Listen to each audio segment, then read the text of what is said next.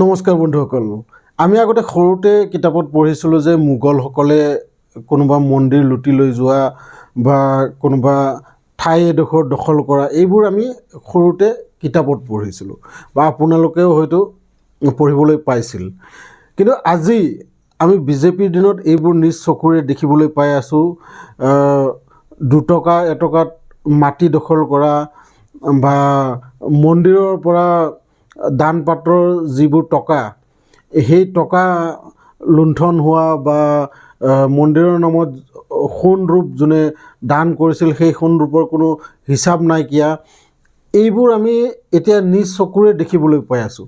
গতিকে ভাবিবলগীয়া কথা, আচলতে মোগলসকলে যিটো কৰিছিল সেইটো আমি দেখা নাই, সেইটো আমি কিতাপত পঢ়িছিলোঁহে। কিন্তু আজি আমাৰ ভাৰতৰ মানুহে, তাকো কোনো মুছলমান বা কোনো অন্য জাতি নহয়, আমাৰ এই হিন্দু জাতি, তাৰ ভিতৰত ব্ৰাহ্মণ যিবোৰে মন্দিৰবোৰত পূজা কৰে। আৰু এই গোটেই ঘটনাটো আজি মই আপোনালোকৰ সন্মুখত একেবাৰে বহলাই বিতংকৈ কম। ৰাম মন্দিৰত যিটো 200 কৰোড়ৰো অধিক টকাৰ তেওঁলোকে স্কেম কৰিছে, এই স্কেমটোৰ বিষয়ে আজি মই আপোনালোকক ক'বলৈ লৈছোঁ। আপোনালোকে ভিডিঅ'টো শেষলৈকে চাই যাওক, গম পাব যে আচলতে আমাৰ শত্ৰু কোন। আচলতে এই ৰাম মন্দিৰত এই যে দানৰ পইচাবোৰ, এই দানৰ পইচাবোৰ হিচাপ কৰাৰ বাবে বেংকৰ পৰা আৰু আমাৰ ভাৰত চৰকাৰে এটা কমিটি গঠন কৰি দিছিল। আৰু এই কমিটিত কোন থাকিব আপোনালোকেতো জানেই। নিশ্চয় বিজেপিৰ যিবোৰ আপোন মানুহ, তেনেকুৱা মানুহকে এই মন্দিৰৰ গোটেই ভাৰসাম্য দিয়া হয়। কিন্তু বহুত দিন আগতেই যিটো ষ্টেট বেংকৰ পৰা জনাইছিল যে এই টকা পইচাৰ হিচাপ কিন্তু ভাল হোৱা নাই, টকা পইচাৰ হিচাপত গড়বড় হৈ আছে। আৰু যিটো ৰুমত টকা পইচা হিচাপ কৰিছিল সেইটো ৰুমত যিটো CCTV আছিল সেইটোও বহুদিন ধৰি কাম কৰা নাই।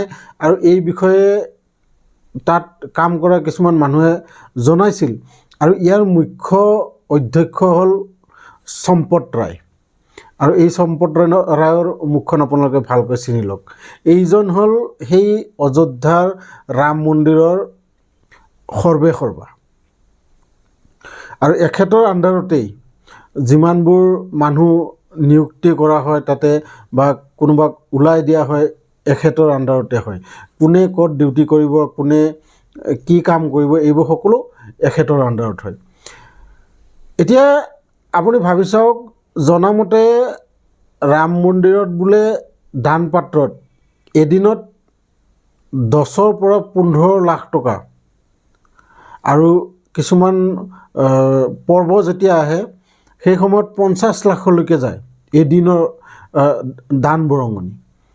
আৰু সেই পইচাবোৰ সদায় সন্ধিয়া ওলাই লৈ এটা ৰুমত, তাত কিছুমান মানুহ ৰখা হয় পইচা গণাৰ বাবে, যিবোৰ 500 টকীয়া নোট বেলেগকৈ, 100 টকীয়া নোট বেলেগকৈ, 200 টকীয়া নোট বেলেগকৈ, এনেকৈ বান্ডিল কৰা হয়। আৰু গোটেইবোৰ হিচাপ কৰি ৰাতিপুৱা এইবোৰ বেংকত জমা কৰা হয়। কিন্তু সেই যিটো কোঠা, সেই কোঠাটোত CCTV বহুত দিনৰ পৰা কাম কৰা নাছিল। আৰু এই কথা বহুকেইজনে জনাইছিলোঁ। জনাৰ পিছত তেখেতসকলে কৈছিল যে নিজৰে মানুহ বিশ্বাস কৰিব লাগিব। আৰু এই বিশ্বাসেই আজি ইমান টকা লুণ্ঠনৰ এটা খবৰ গোটেই ভাৰতবাসীক, মানুহৰ যি আস্থা, এই আস্থাৰ ওপৰত আক্ৰমণ হৈ পৰিছে।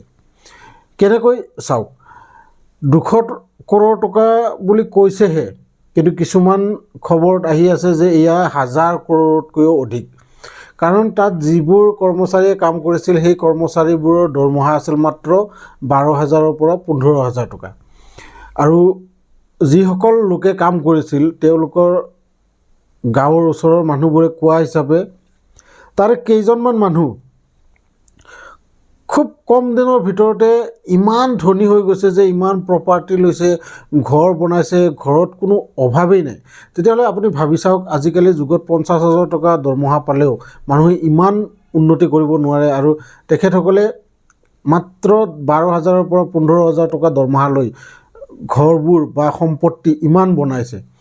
ইয়াৰ পৰা মানুহৰ সন্দেহ হয়, আৰু সন্দেহ হোৱাৰ পিছত যিবোৰ মানুহে ৰূপৰ ইটা বনাই দান দিছিল বা কোনোবাই সোণৰ অলংকাৰ দান দিছিল, এইবোৰৰ হিচাপ লয়। আৰু আচলতে যিকোনো মানুহে এনেকুৱা ডাঙৰ কিবা ৰূপৰ বস্তু বা সোণৰ বস্তু যদি মন্দিৰত দান দিয়ে, তেতিয়া সেই মন্দিৰৰ পৰা এখন ৰিচিপ্ট পোৱা যায়। কিন্তু মন্দিৰ বনোৱা সময়ত যিসকলে দান দিছিল, সেই সময়ত তেওঁলোকক কোৱা গৈছিল যে এই বস্তুবোৰ আমি আচলতে পিয়ৰিটি আছেনে নাই, কিমান পিয়ৰিটি, এইবোৰ চেক কৰিহে আমি পিছত ৰচিদ দিম। কিন্তু ৰচিদ আজিলৈকে তেওঁলোকে নাপালে, আৰু এতিয়া যেতিয়া এই হুলস্থুল হৈ আছে, এই সময়ত তেওঁলোকে যেতিয়া সুধিলে যে আমাৰ বস্তুবোৰ ক'ত আছে, তেতিয়া এই বস্তুবোৰৰো কোনো হিচাপ নাই, কোনে লৈ গৈছে, কি হৈছে, ইয়াৰ কোনো খবৰ নাই। গতিকে ভাবি চাওক, এয়া কি চৰকাৰৰ লগত লিংক আছিল নেকি? চৰকাৰে জনসাধাৰণৰ পৰা লুটিবলৈ এনেকৈ মন্দিৰ বনাইছিল নেকি? আজি সকলোৰে মনত এই এটা সন্দেহ। আৰু সন্দেহ হোৱাৰ কাৰণ এইবাবেই, কাৰণ তাত যি এটা কমিটি গঠন কৰিছিল, এই কমিটিটো চৰকাৰৰ তৰফৰ পৰা গঠন কৰা হৈছিল। আৰু তাত যিমানবোৰ মানুহ আছিল, প্ৰত্যেকটোৰে RSSৰ লগত নহ'লে BJPৰ লগত কিবা নহয় কিবা সম্পৰ্ক আছে। আৰু সেইবাবে আজি মানুহবোৰ বা বিৰোধী দলবোৰে ক'বলৈ সাহস পাইছে যে এয়া চৰকাৰৰে এটা চাল।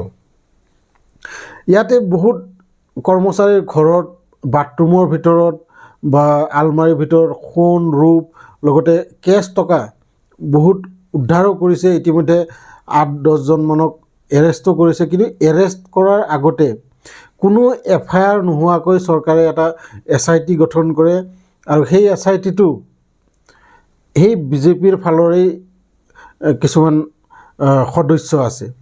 গতিকে আপুনি ভাবি চাওক যে এই যিটো SITয়ে তদন্ত কৰিব, এই তদন্তত সঁচাকৈ সঠিকভাৱে তেখেতসকলে তদন্ত কৰিব নেকি? এয়া হৈছে ডাঙৰ প্ৰশ্ন।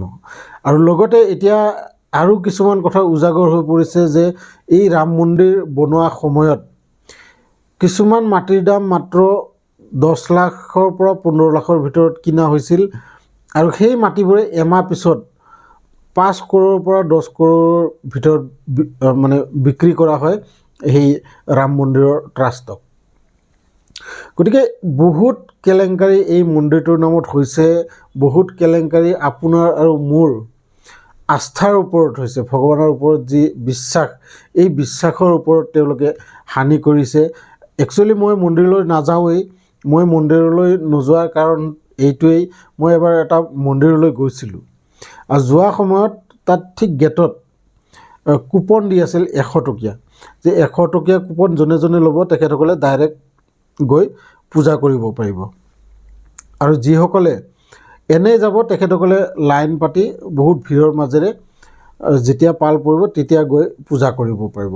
আৰু সেই দিন ধৰি মই আজিলৈকে মন্দিৰলৈ নাই যোৱা, আৰু মই নাযাওঁ বুলি মনতে ভাবোঁ। মই কেতিয়াও এনেকুৱা মন্দিৰলৈ মই নাযাওঁ, কাৰণ মন্দিৰ সকলোৰে বাবে সমান। সকলোৱে ভগৱানক বিশ্বাস কৰে। এনেকুৱা নহয় যে পইচা দিলে ভগৱানক সন্মুখতে পাব বা সোনকালে পাব, এনেকুৱা কেতিয়াও হ'ব নালাগে। ভগৱান, মন্দিৰ, স্কুল, এইবোৰ সদায় সকলোৰে বাবে সমান হ'ব লাগে। ইয়াত কোনো VIP কালচাৰ থাকিব নালাগে। ভিডিঅ'টো চাই কেনে লাগিলে এয়া কমেণ্ট বক্সত নিশ্চয় জনাব। আপোনালোকে এই ৰাম মন্দিৰৰ এই দান বৰঙণিৰ যি কেলেংকাৰী, এই কেলেংকাৰীৰ বিষয়ত আৰু কিবা যদি জানে তেনেহ'লে কমেণ্ট বক্সত নিশ্চয় জনাব। লগ পাম এনেকুৱাই এটা ইনফৰ্মেটিভ ভিডিঅ' লৈ নেক্সট ভিডিঅ'ত। তেতিয়ালৈকে ধন্যবাদ।